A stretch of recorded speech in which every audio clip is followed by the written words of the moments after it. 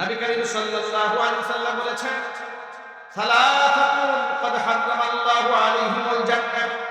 তিন শ্রেণীর মানুষের জন্য আল্লাহ পাক তার জান্নাতকে হারাম করে দিয়েছেন। এক নাম্বার, মুদমিনুল খামর, মদ্যপান করে তাদের জন্য আল্লাহর জান্নাত হারাম। যুবকরা কথাটা একটু মনোযোগ সহকারে শুনুন। তিন শ্রেণীর মানুষের জন্য আল্লাহর জান্নাত হারাম। এই যে আমার জেনজি পার্টি ভাইরা, কথাটা একটু মনোযোগ সহকারে শুনুন। হুজুর বলেছেন তিন শ্রেণীর মানুষের জন্য জান্নাত কি হারাম। কে করেছেন? আল্লাহ হারাম করেছেন। এক নম্বর, মুদমিনুল খামর, যারা মদ পান করে, মাদক সেবী যারা, তাদের জন্য আল্লাহ জান্নাত হারাম। এই মাদকের সাথে আমাদের কোনো সম্পর্ক থাকবে না ইনশাআল্লাহ। মাদক মানুষকে সম্মানিত করে না, মাদক মানুষকে অসম্মানিত করে, মানুষকে লাঞ্ছিত করে, বেইজ্জত করে। মাদক সেবী সম্মান পায় না নিজের ঘরে, সম্মান পায় না বাহিরে, সম্মান পায় না নিজের ছেলে মেয়ের কাছে, সম্মান পায় না নিজের বউয়ের কাছে। আচ্ছা, একটা বউ মাদক সেবী স্বামীকে সম্মান দেবে? এটা কি সম্মান দেওয়া সম্ভব? কেমনে সম্মান দেওয়া? বলে উনি মদ খেয়ে রাত ৩টা বাজে বউকে মা বলে ডাকতেছে। বলেন বউর মাথা ঠিক আছে? ঝাড়ু নিয়ে দাঁড়াচ্ছে, গোলামের পুত, তুই আমার মা বলিস? মাথা নষ্ট হয়ে গেছে। বউর কাছে ইজ্জত নেই। মদ খেয়ে বউকে আচ্ছা মতো পিটিয়েছে। বউর কি অন্তরে মহব্বত থাকবে? রাস্তায় চলতেছে, মদ খায়, ভুলতে ভুলতে ড্রেনের মধ্যে গিয়ে বসছে। ড্রেনের সাথে কথা বলতেছে শুয়ে শুয়ে। কিরে ড্রেন, তুই না সারাদিন রাস্তায় সাইডে আসলি, মাঝখানে কোন সময় আসলি? ড্রেন নাকি রাস্তায় মাঝখানে আসছে, ওর দিন স্ক্রু ঢিলা হয়ে গেছে, এর কোনো খবর নেই। মাদক মানুষকে অসম্মানিত করে, বেইজ্জত করে, ঠিক কিনা বলে? সেই মাদকের সাথে কি আমাদের কোনো সম্পর্ক থাকবে? আচ্ছা, বাংলাদেশ থেকে মাদক নিষিদ্ধ হওয়া দরকার না নিয়ন্ত্রণ হওয়া দরকার? কিন্তু বাংলাদেশে মাদক নিষিদ্ধের আইন আছে? কোন আইন নেই। মাদক কোরআন মাজিদের মধ্যে আল্লাহ পাক বলেছেন, ওয়াসায়ালামুল লাযীনা যালামু আইয়া মুনকালাবি ইয়ানকালিবুন। জালেমরা উচিরে জানতে পারবে তারা কোন পথে রওনা হয়েছে। জালেম যখন জুলুম করে তখন তো কাউকে কেয়ার করে না, গলায় ধরে না, ঠিক কিনা জোরে বলে? ওই যে টাকলা মোড়াদের কথা আপনাদের ভুলে যাওয়ার কথা নয়। টাকলা মোড়া এইরকম বৃদ্ধাঙ্গুলি দেখায় দেখায় বলছিল, মোল্লাদের টাইম নাই, টাইম নাই, বলে নাই? অহংকার, আহারে অহংকার। আমাদের খুব জানতে ইচ্ছা করে, ফাইনাল জব্বারুন, এই অহংকারীরা এখন কোন? অহংকারীরা তোমরা কোথায়? ক্ষমতার দম্ভ। এই জন্য মনে রাখবেন, ক্ষমতা নিয়ে অহংকার করতে না। ক্ষমতা দেওয়ার মালিককে, নেওয়ার মালিক আল্লাহ। আমরা আল্লাহর গোলাম। আমাদের কাজ হচ্ছে আল্লাহর হুকুম সমাজে বাস্তবায়ন করা। আমরা কি আল্লাহর হুকুম বাস্তবায়ন করতে পারবো না ইনশাআল্লাহ? এই ক্ষেত্রে ছোট্ট করে বলে দেই, মনে যেটা পছন্দ হবে সেটাই মানব, যেটা ইসলামের পছন্দ হবে না তা মানব না, এমন যেন না হয়। সাহাবায়ে কেরাম ইসলামকে কিভাবে মান্য করেছেন দেখেন। ওমর ফারুক রাদিয়াল্লাহু তাআলা আনহু অর্ধ জাহানের শাসক, রাতের বেলায় ঘুমাতেন না, রাতের বেলায় রাস্তা দিয়ে হেঁটে যাচ্ছেন। এমন সময় শুনতে পেলেন এক মহিলা ঘরের ভিতর থেকে বিরহের গান গায়, বিরহের গান গাচ্ছে। আওয়াজ শুনে হযরত ওমরের মাথা নষ্ট হয়ে গেছে। মহিলা মানুষ, কণ্ঠের আওয়াজ কেন বাহিরে যাচ্ছে? মহিলাদের কণ্ঠের আওয়াজের পর পর্দা অন্তর্ভুক্ত, ঠিক কিনা ভাই বলেন?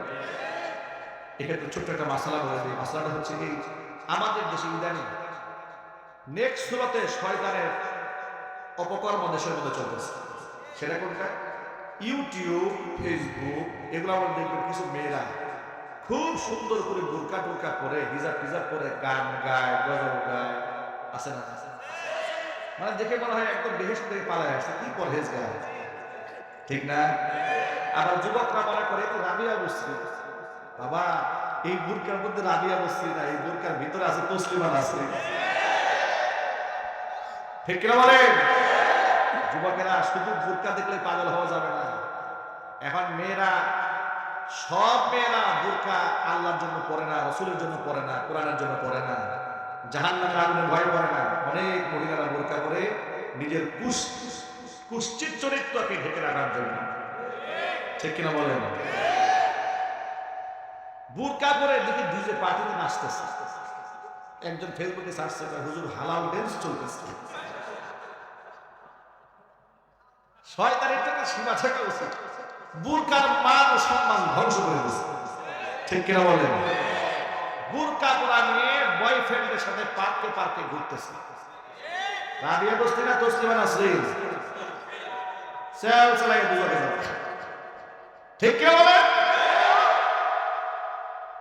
মায়েরা বললা কষ্ট নেবেন না, আঘাত নেবেন না, আপনারা মায়ের জাত, আপনার সম্মান সবার উপরে। হুজুর বলেছেন আল জান্নাতু তাহতা আকদামিল উম্মাহাত, নারীদের পায়ের নিচে, মায়ের পায়ের নিচে সন্তানের জান্নাত। আল্লাহ নবী সাল্লাল্লাহু আলাইহি ওয়াসাল্লাম আরেকটা হাদিসে বলেছেন ইন্নামাদ দুনিয়া কুল্লুহা মাতা ওয়া খায়রু মাতা'আদ দুনিয়াল মারআতুস সালিহা। পৃথিবীর মধ্যে যা দেখতে পাও সব দুনিয়ার সামগ্রী। দুনিয়ার সামগ্রীর মধ্যে শ্রেষ্ঠতম সামগ্রীর নাম হচ্ছে নেককার মহিলা। নেককার মহিলার নাম আছে না? পৃথিবীর সমস্ত হীরা, পৃথিবীর সমস্ত স্বর্ণ এক পাল্লায় দিলে একজন দিনদার মহিলার সমান হবে। সুবহানাল্লাহ।